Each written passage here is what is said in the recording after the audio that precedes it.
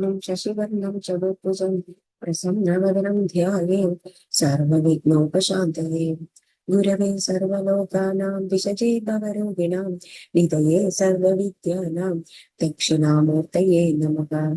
जन्माद्यस्य यतोऽन्वयातितरतश्चार्तेष्वभिघ्नस्वराट् तेने ब्रह्मकृताय आदिकवये मुह्यन्ति यत्सूरयः।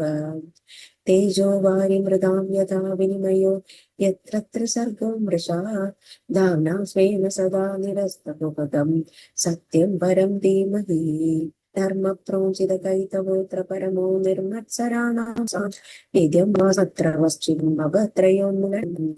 श्रीमद्भागवते महामुनिकृते किं वा परैरीश्वरः सद्यो हृद्यवरुध्यते प्रकृतिभिः शुश्रूषुभिस्तत्क्षणात्। निगमकल्पतरोर्गणितं फलं शुकमुखादमृतद्रवसंयुतं पिबद भागवतं रसमालयं मुहुरघोरसिका भुवि भावुकाः। नारायणं नमस्कृत्य नरं चैव नरोत्तमं देवीं सरस्वतीं व्यासं ततो जयमुदीरयेत्। यं प्रव्रजन्तमनुपेतमपेतकृत्यं द्वैपायनो विरहकातर आजुहाव पुत्रेति तन्मयतया तरगोपिनेदु तं सर्वभूतहृदयं मुनिमानतोऽस्मि। यस्वानुभावमखिल श्रुतिसारमेघम् अध्यात्मदीपमतितीर्षिदान्तमोन्दं संसारिणां करुणयाः पुराणमुख्यं तं व्याससूनुमुपयामि गुरुमुनीनां। मूगं करोति वाचालं शङ्कुं लङ्घयति गिरिं यत्कृपातमहं वन्दे परमानन्दमाधवम्। यं ब्रह्मा वरुणेन्द्ररुद्रमरुतस्तुन्वन्ति दिव्यैस्तवैः वेदे साङ्गपदक्रमोपनिषदर्गायन्ति यं सामगाः। ध्यानावस्थितगद्गदेन मनसा पश्यन्ति यं योगिनो यस्यादं न विदुसुरा असुरगणा देवाय तस्मै नमः।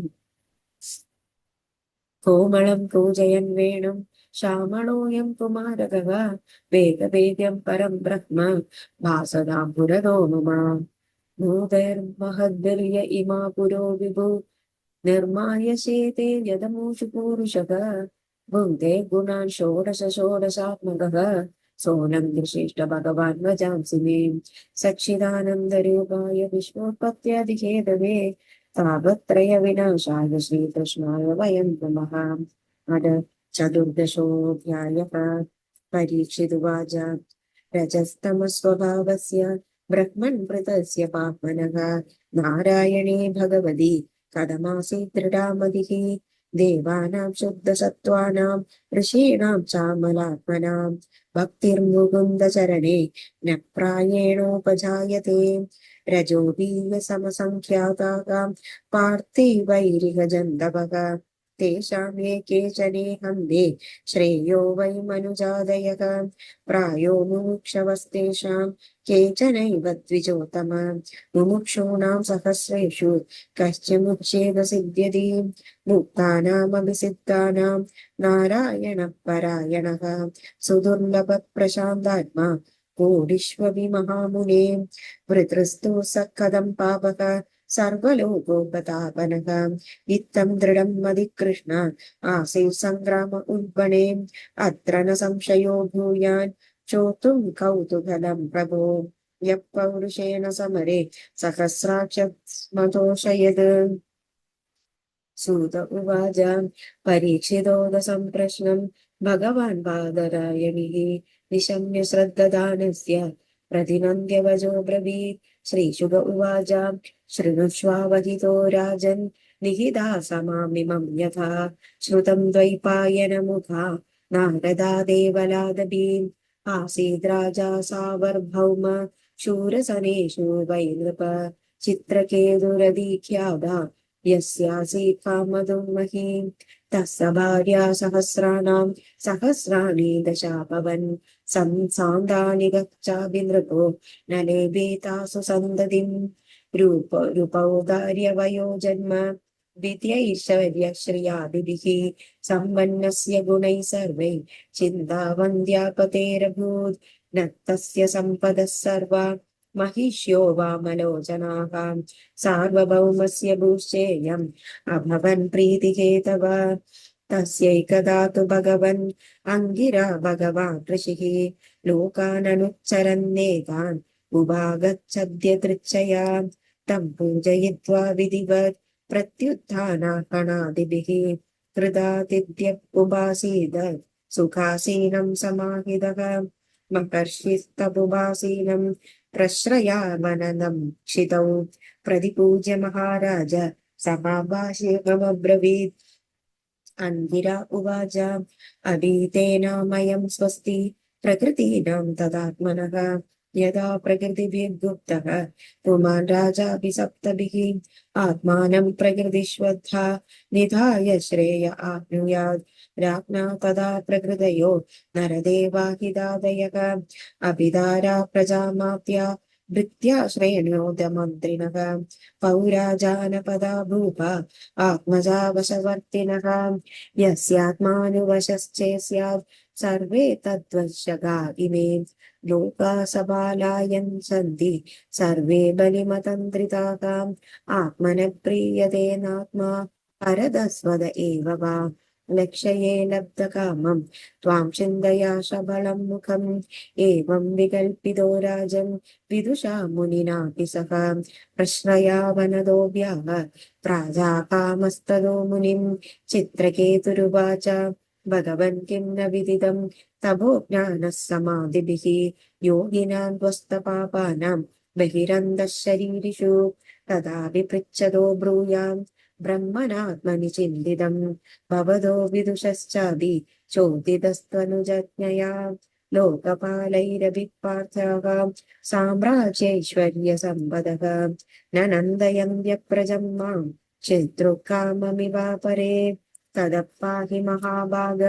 पूर्वैः सह गदं तमः यदा तरे मधुस्तारं प्रजया तद्विदेहिनः श्रीशुक उवाच इत्यर्थितः स भगवान् कृपालुर्ब्रह्मणः सुतः श्रवयित्वा चरुं ताष्ट्रं त्वष्टारम्मय जग्विभुः ज्येष्ठा श्रेष्ठा च या राज्ञो महिषीणां च भारत नाम्ना क्रदद्युदिस्तस्यै यज्ञोच्छिष्टमबाध विद्विजः अदाह नृपतिं राजन् भवित्तैकस्तवात्मजः हर्षशोकप्रदस्तुभ्यम् इति ब्रह्मसुतो ययौ साभितत्प्राशनादेव चित्रकेतोरधारयत् गर्भं क्रदद्युतिर्देवी कृतिकाग्नेरिवात्मजम् तस्या अनुदिनं गर्भः शुक्लपक्ष इवोडुपः ववृद्धे शूरसेनेश तेजसा शनकैर्नृप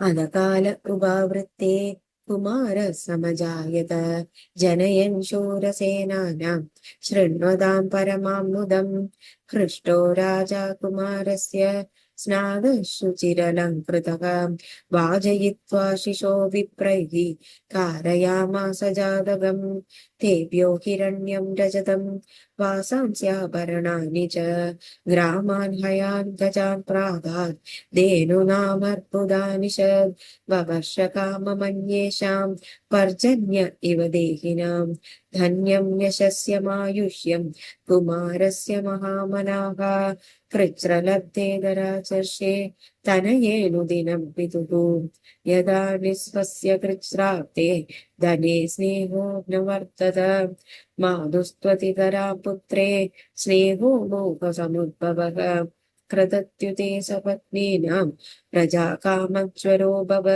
चित्रकेतोरतिप्रीतिर्यदा ऋतारे प्रजावती न तदान्येषु सञ्जन्ये बालं लाळयदोन्वहं तापर्यतप्यनात्मानं गर्हयन्त्योऽभ्यसूयया मानपत्येन दुःखेन राज्ञो नादरेण च दिगप्रजां स्त्रियं पापां पत्युश्च गृहसम्मदां सुप्रभावी सपत्नीभिर्दासिनीव तिरस्कृतां दासीनां को नु सन्दापः स्वामिनः परिचर्यया अभीक्ष्णं लब्धमानानां दास्या दासीव दुर्भगाः एवं सन्दह्यमानानां सपत्न्या पुत्रसम्पदा राज्ञो सम्मदवृत्तीनां विद्वेषो बलवानभूत् विद्वेषनष्टमदयः स्त्रियो दारुणचेतसः गरं ददु कुमाराय दुर्मर्षा नृपतिं पतिं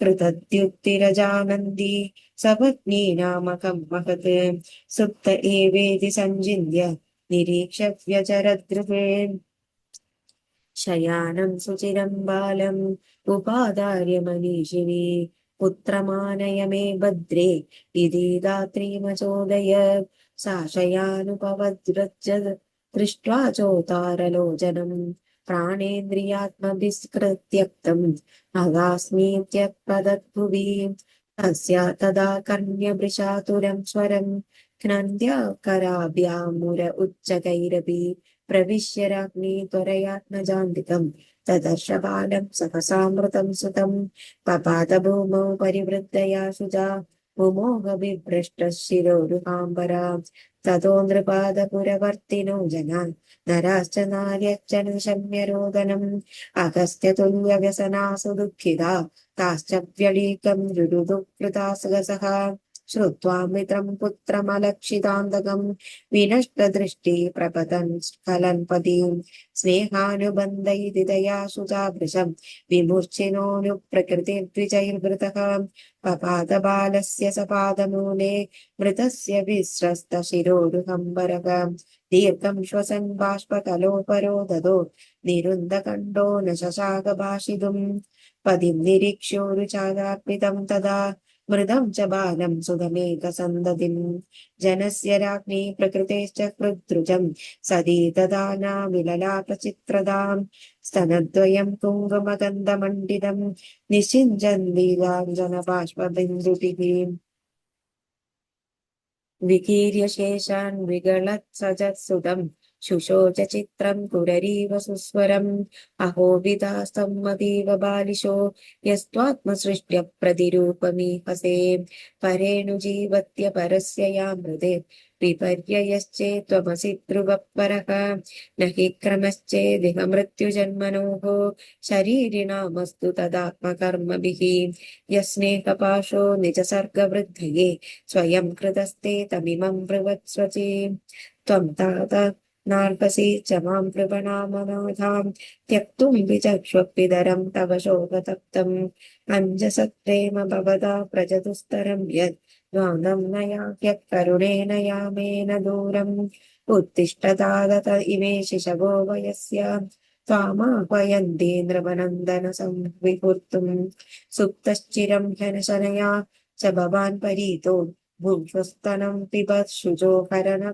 स्वकानाम् नाहं तनूजददृशे पदमङ्गलाते मुक्तस्मिदं मुदितवीक्षणमाननाब्जम् किं वा गतोऽस्य पुनरन्वयमन्यलोकम् नीलो कृणेन न शृणोमि कलागिरस्ते श्रीशुक उवाच विलपन्त्यामृतं पुत्रम् इति चित्रविलापनैः चित्रकेतुर्वृशं तप्तो मुक्तकण्ठो रुरोधः तयोर्विलपतो सर्वे दम्पत्यो तदनुव्रताः रुरुदुस्मन्नरा नार्यः सर्वमासीव चेदनम् एवं कश्मलमापन्नं नष्टसंयमनायकम् ज्ञात्वाङ्गिरा नाम मुनिराजगाम स नारदः इति श्रीमद्भागवते महापुराणे पारमहंस्यां संहितायां चित्रकेतुर्विलापो नाम चतुर्दशोऽध्यायः सर्वत्र गोविन्दनाम संकीर्तनम् गोविन्द गोविन्द। Thank you.